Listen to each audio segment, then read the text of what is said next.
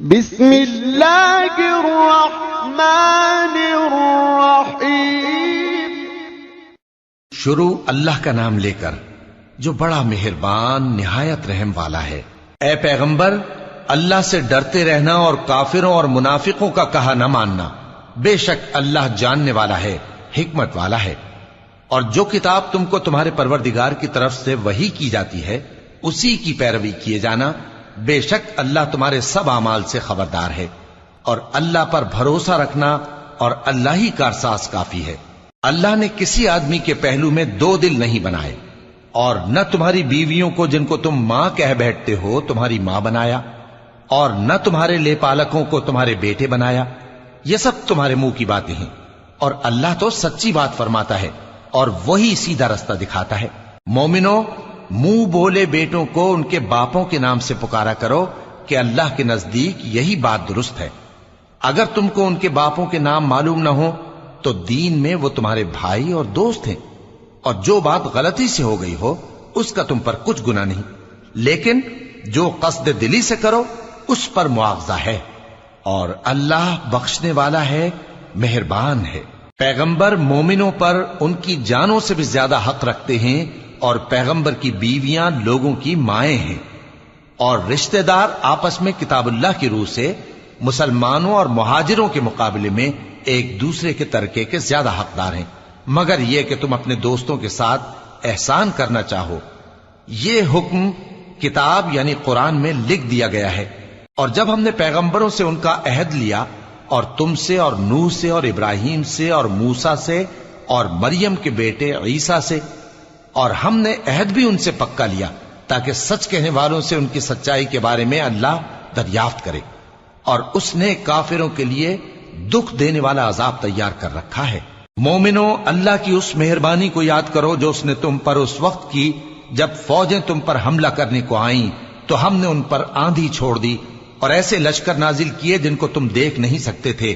اور جو کام تم کرتے ہو اللہ ان کو دیکھ رہا ہے۔ جب وہ لوگ تمہارے اوپر اور نیچے کی طرف سے تم پر چڑھ آئے، اور جب تمہاری آنکھیں پھر گئیں اور دل مارے دہشت کے گلوں تک پہنچ گئے، اور تم اللہ کی نسبت طرح طرح کے گمان کرنے لگے، اس موقع پر مومن آزمائے گئے اور سختی سے ہلا ہلا دیے گئے۔ اور جب منافق اور وہ لوگ جن کے دلوں میں بیماری تھی کہنے لگے کہ اللہ اور اس کے رسول نے تو ہم سے محض دھوکے کا وعدہ کیا تھا، اور جب ان میں سے ایک جماعت کہتی تھی کہ اے اہل یثرب، یہاں تمہارے ٹھہرنے کا مقام نہیں تو لوٹ چلو، اور ایک گروہ ان میں سے پیغمبر سے اجازت مانگنے اور کہنے لگا کہ ہمارے گھر کھلے پڑے ہیں، حالانکہ وہ کھلے نہیں تھے، وہ تو صرف بھاگنا چاہتے تھے۔ اور اگر فوجیں اطراف مدینہ سے ان پر آ داخل ہوں پھر ان سے خانہ جنگی کے لیے کہا جائے تو فوراً کرنے لگیں، اور اس کے لیے بہت کم توقف کریں، حالانکہ پہلے اللہ سے اقرار کر چکے تھے کہ پیٹ نہیں پھیریں گے۔ اور اللہ سے جو اقرار کیا جاتا ہے اس کی ضرور پرسش ہوگی۔ کہہ دو کہ اگر تم مرنے یا مارے جانے سے بھاگتے ہو تو بھاگنا تم کو فائدہ نہیں دے گا، اور اس صورت میں تم بہت ہی کم فائدہ اٹھاؤ گے۔ کہہ دو کہ اگر اللہ تمہارے ساتھ برائی کا ارادہ کرے تو کون تم کو اس سے بچا سکتا ہے، یا اگر تم پر مہربانی کرنا چاہے تو کون اس کو ہٹا سکتا ہے۔ اور یہ لوگ اللہ کے سوا کسی کو نہ اپنا دوست پائیں گے اور نہ مددگار۔ اللہ تم میں سے ان لوگوں کو بھی جانتا ہے جو لوگوں کو منع کرتے ہیں اور اپنے بھائیوں سے کہتے ہیں کہ ہمارے پاس چلے آؤ، اور وہ لڑائی میں نہیں آتے مگر کم، یہ اس لیے کہ تم سے بخل کرتے ہیں۔ پھر جب ڈر کا وقت آئے تو تم ان کو دیکھو کہ تمہاری طرف دیکھ رہے ہیں، اور ان کی آنکھیں اسی طرح پھر رہی ہیں جیسے کسی کو موت سے غشی آ رہی ہو۔ پھر جب خوف جاتا رہے تو تیز تیز زبانوں کے ساتھ تمہارے بارے میں باتیں کریں اور مال میں بخل کریں۔ یہ لوگ حقیقت میں ایمان لائے ہی نہ تھے، تو اللہ نے ان کے اعمال برباد کر دیے، اور یہ اللہ کو آسان تھا۔ یہ لوگ خوف کے سبب خیال کرتے ہیں کہ فوجیں نہیں گئیں، اور اگر لشکر آ جائیں تو تمنا کریں کہ کاش خانہ بدوشوں میں جا رہے، اور تمہاری خبر پوچھا کریں، اور اگر تمہارے درمیان ہو تو لڑائی نہ کریں مگر کم۔ مسلمانوں، تم کو اللہ کے رسول کی پیروی کرنی بہتر ہے، یعنی ہر اس شخص کو جسے اللہ سے ملنے اور روز قیامت کے آنے کی امید ہو، اور وہ اللہ کا ذکر کثرت سے کرتا ہو، اور جب مومنوں نے کافروں کے لشکر کو دیکھا تو کہنے لگے یہ وہی ہے جس کا اللہ اور اس کے پیغمبر نے ہم سے وعدہ کیا تھا، اور اللہ اور اس کے پیغمبر نے سچ کہا تھا، اور اس سے ان کا ایمان اور اطاعت اور زیادہ ہو گئی۔ مومنوں میں کتنے ہی ایسے شخص ہیں کہ جو اقرار انہوں نے اللہ سے کیا تھا اس کو سچ کر دکھایا۔ پھر ان میں بعض ایسے ہیں جنہوں نے اپنی نظر پوری کر دی، یعنی جان دے دی، اور بعض ایسے ہیں کہ انتظار کر رہے ہیں، اور انہوں نے اپنے قول کو ذرا بھی نہیں بدلا،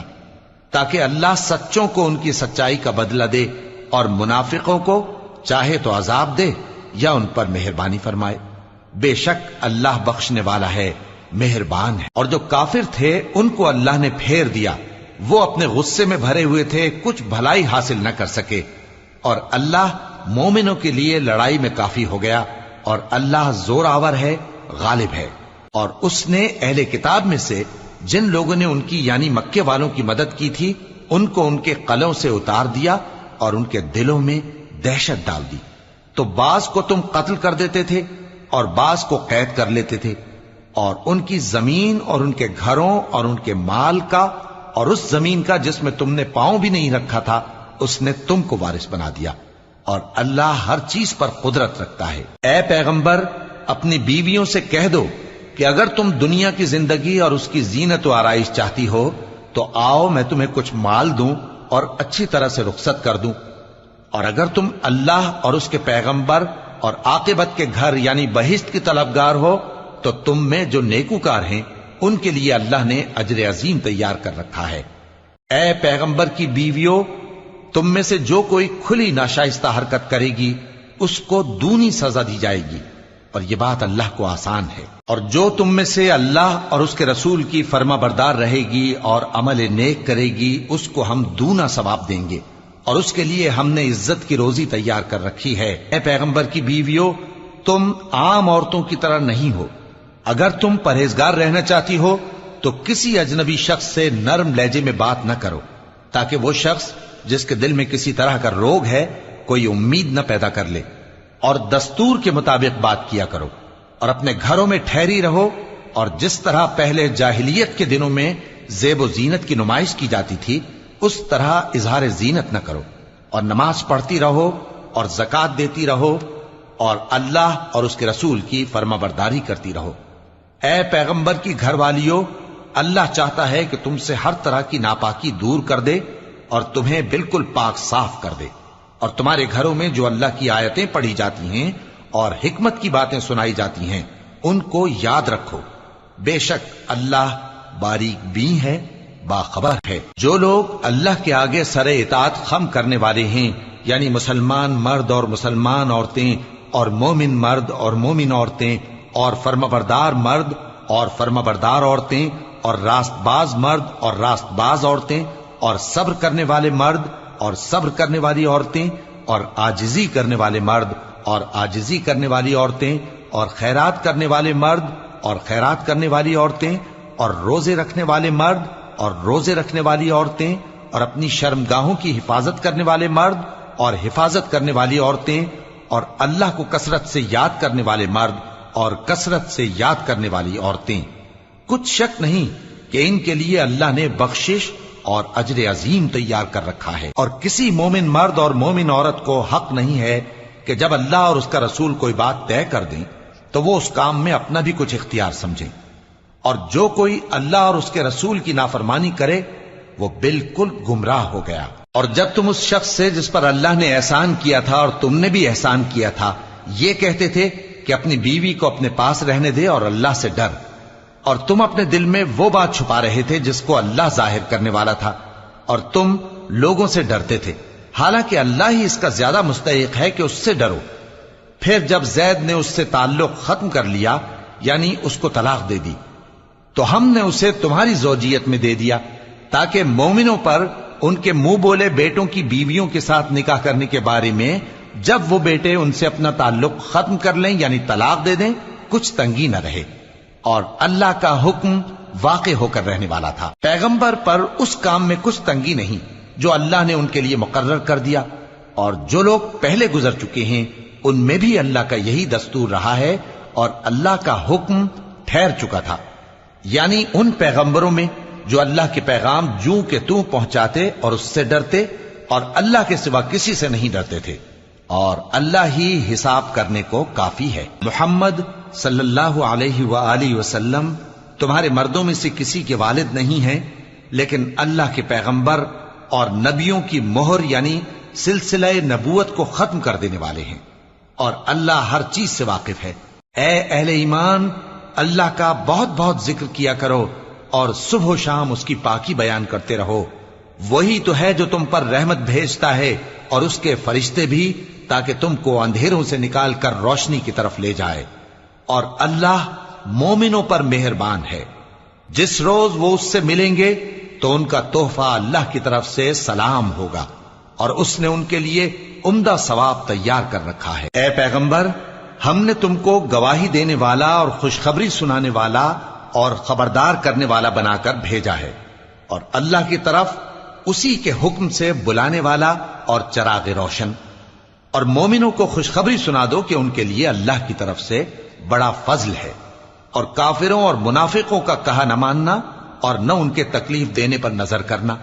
اور اللہ پر بھروسہ رکھنا، اور اللہ ہی کارساز کافی ہے۔ مومنوں، جب تم مومن عورتوں سے نکاح کر کے ان کو ہاتھ لگانے یعنی ان کے پاس جانے سے پہلے طلاق دے دو تو تم کو کچھ حق نہیں کہ ان سے عدت پوری کراؤ، بس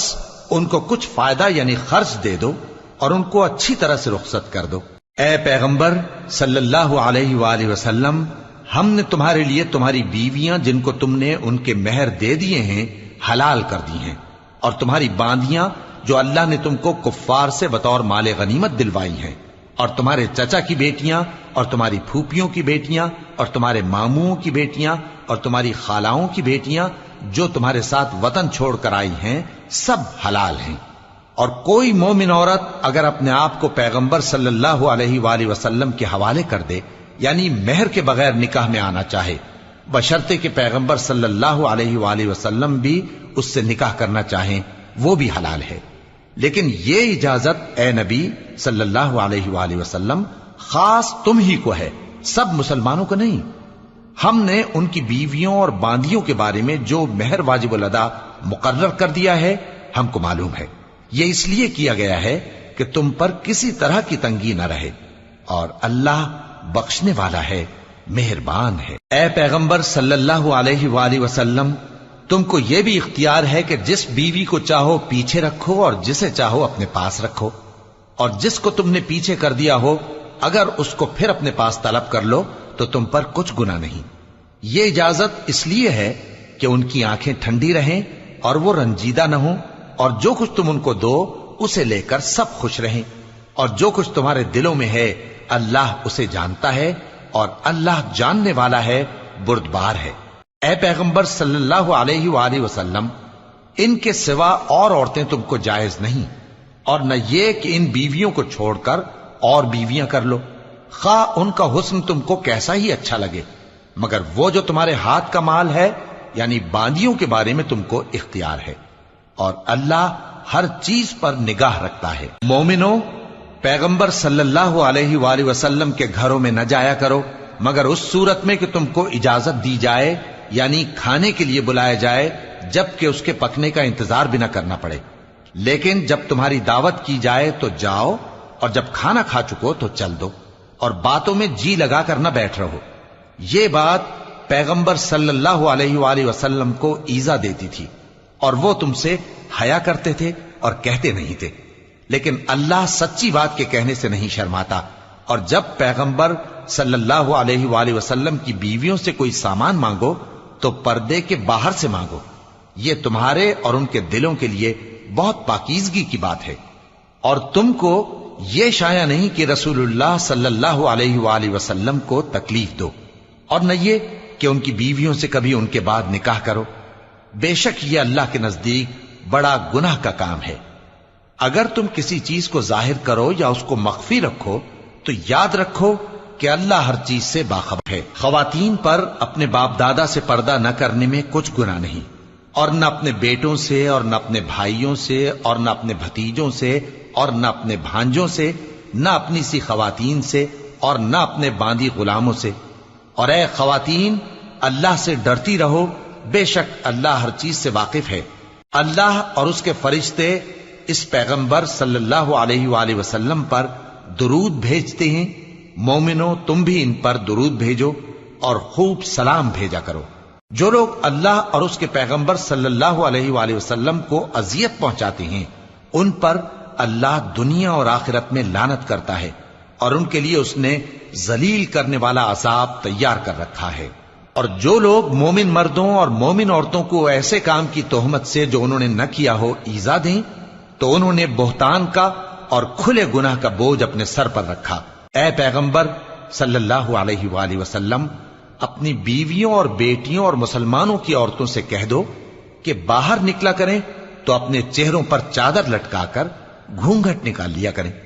یہ چیز ان کے لیے موجب شناخت و امتیاز ہوگی تو کوئی ان کو ایذا نہ دے گا، اور اللہ بخشنے والا ہے، مہربان ہے۔ اگر منافق اور وہ لوگ جن کے دلوں میں روگ ہے اور جو مدینے کے شہر میں بری بری خبریں اڑایا کرتے ہیں اپنی حرکتوں سے باز نہ آئیں گے تو ہم تم کو ان کے پیچھے لگا دیں گے، پھر وہ تمہارے پڑوس میں نہ رہ سکیں گے مگر تھوڑے دن، وہ بھی پھٹکارے ہوئے، جہاں پائے گئے پکڑے گئے اور جان سے مار ڈالے گئے۔